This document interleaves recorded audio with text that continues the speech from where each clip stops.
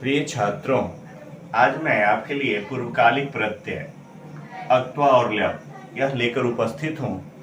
आप ध्यान से देखें। इनडेक्लिनेबल पास्ट पार्टिसिपल के नाम से इसको जानते हैं। पूर्वकालिक प्रत्यय समझेंगे कैसे?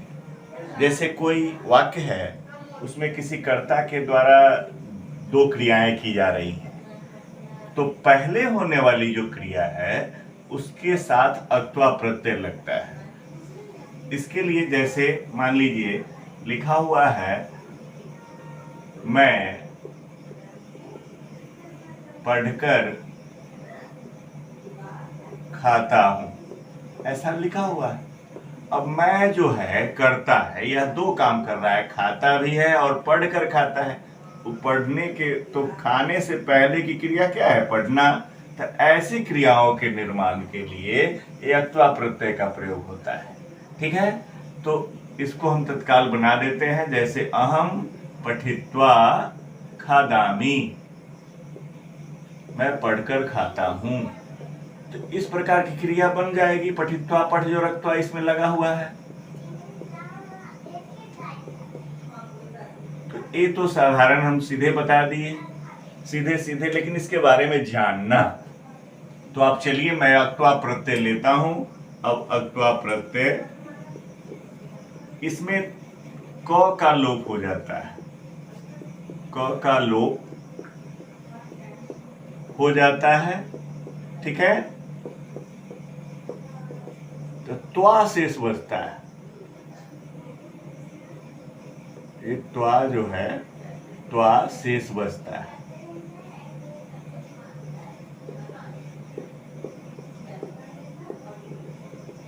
अब त्वा का कहीं कहीं पर देखिएगा इट का आगम यहां भी होता है, कहीं अष्टुत विधान से त में भी बदल जाता है, लेकिन त्वा शेष बचता है। जैसे आप देखेंगे दृश्य जो रक्त्वा, पहले हम वही लिख दें, तो यहाँ दृष्टवा होता है। अष्टुत्व व्यंजन संधि का नियम भी यहाँ लागू होता है। दृष्टवा का अर्थ हुआ देखकर। इसी तरह से आप देखिएगा इट का आगम भी होता है। लिख जो रक्त्वा, लिखित्वा होता है। यहाँ लिखित्वा क्यों हुआ? इट का आगम हुआ लिख धातु से, इसका अर्थ हुआ लिखकर। अब हम माने नहीं भी लिखेंगे, आप समझ जाएंगे। इसी तरह से खादित्वा,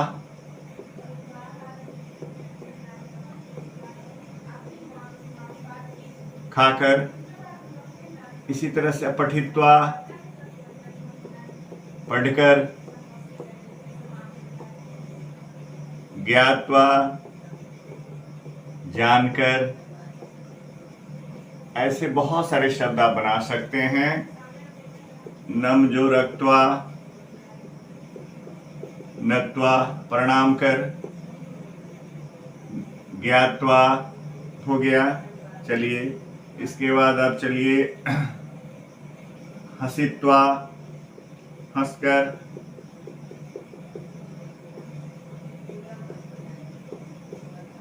श्रुत्वा,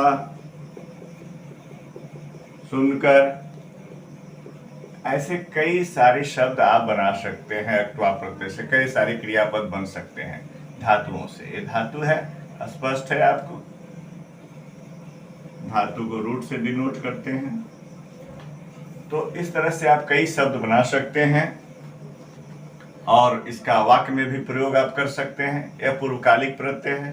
पूर्वकाल इसी अर्थ में लेप प्रत्यय भी होता है, लेकिन लेप के साथ क्या है कि जब धातु किसी उपसर्ग के साथ आता है तब वहां अक्त्वा के स्थान पर लेप हो जाता है। उसी अर्थ में लेप प्रत्यय होता है। अब मैं लेप प्रत्यय बढ़ा रहा हूं। मैंने बहुत सारे क्रियापदों का निर्माण यहाँ पर कर दिया है। जैसे स्था जो रक्त्वा, स्थित्वा ठहरकर। बंध जो रक्त्वा, बद्ध्वा बांधकर। त्यज जो रक्त्वा, त्यक्त्वा छोड़कर। ग्रह जो रक्त्वा, गृहीत्वा पकड़कर या ग्रहण कर। दा जो रक्त्वा, दत्वा देकर। नी जो रक्त्वा, नीत्वा लाकर। क्री जो रक्त्वा, कृत्वा खरीद कर। जी जो रक्त्वा, जित्वा जीत कर। ची जो रक्त्वा, चित्वा चुन कर। ऐसे बहुत सारे शब्द आपको क्रियापद बना दिए गए, अक्त्वा प्रत्यय से बने हुए शब्द हैं सब। अब इनका वाक्यों में भी प्रयोग आप कर सकते हैं। 2-4 वाक्य मैं प्रयोग के रूप में आपको बता देता हूँ। मैंने कुछ उदाहरण लिए हैं आपको बताने के लिए ही कैसे परीक्षा में रहता है। जैसे विद्यालयम, गम जो रक्त्वा है, बालकः नित्यम पठति, विद्यालय जाकर लड़का हमेशा नित्य माने एवरीडे पढ़ता है। तो यहाँ गम जो रक्त्वा को यहाँ गत्वा बना देंगे, यही बनना चाहिए। फिर यहाँ है चंद्रम दृष्ट्वा शिशु मोदते, दृष्ट जो रक्त्वा दिया रहेगा, आप यहाँ पर दृष्ट्वा बन, ये चंद्रमा देखकर बालक प्रसन्न होता है, खुश होता है। तो शिशु मोदते ये क्रिया है, उससे पहले वाली क्रिया है, तो पूर्वकालिक क्रिया ही हो गई। ये भी पूर्वकालिक क्रिया हो गई, चूंकि पढ़ती ये क्रिया है और वह उससे पहले विद्यालय जाकर पढ़ता है, तो गत्वा पूर्व की क्रिया है, तो पूर्वकालिक क्रिया भी हो रही है। रामः अयोध्याम आगतः, राम अयोध्या आए, कैसे? रावण को जीत कर, तो जीतवा, जी जो रक्त्वा जीतवा, ये पूर्वकालिक क्रिया हो गई। जी जो रक्त्वा यहाँ पर बना दिया मैंने। फिर है बहुकालम, लंबे समय तक नगर में रहकर, वह गांव आ गया, गांव गया, तो नगरे स्थित्वा, यहाँ पर स्थित्वा हो जाएगा। आप देख रहे हैं, हम आपके सामने में बना रहे हैं। इसी तरह सह रामायणम प्रसिद्धति, वह रामायण पढ़कर खुश होता है, तो पठित्वा, पठ जो रक्त्वा पठित्वा। इन उदाहरणों को आपने देखा है, सब पूर्वकालिक प्रत्यय के द्वारा बने हुए उदाहरण हैं। अब इसके आधार पर आप आराम से कोई भी वाक्य रहेगा कहीं भी, तो आप उसको कैसे बनाना है आप समझ गए होंगे। ठीक है, इसके बाद मैं अब लेप प्रत्यय का उदाहरण दे दूंगा। इसी तरह इसी स्थान पर लेप प्रत्यय भी लगता है, उसका उदाहरण मैं दे रहा हूं। आपने देखा लेप प्रत्यय, इस प्रत्यय में य शेष बचता है, ल एवं प का लोप हो जाता है।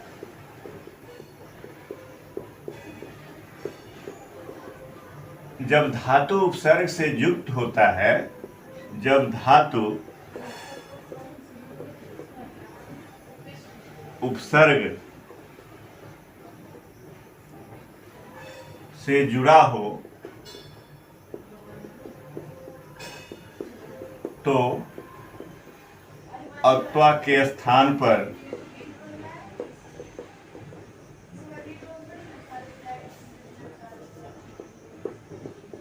लेप होता है।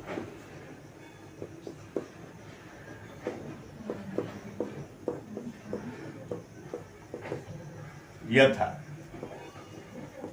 आप देखिए, जैसे आप देखिएगा प्रजोर नम जोर लेप, प्रणम में बनता है। प्रणम में का अर्थ हुआ प्रणाम कर। बी जोर ज्ञा जोर लेप, विज्ञाय, विज्ञाय माने जानकर। आ जोड़ दा जोर लेप, आदाय, आदाय माने लेकर। अनुभव कर, अनुजोर भू जोर लेप,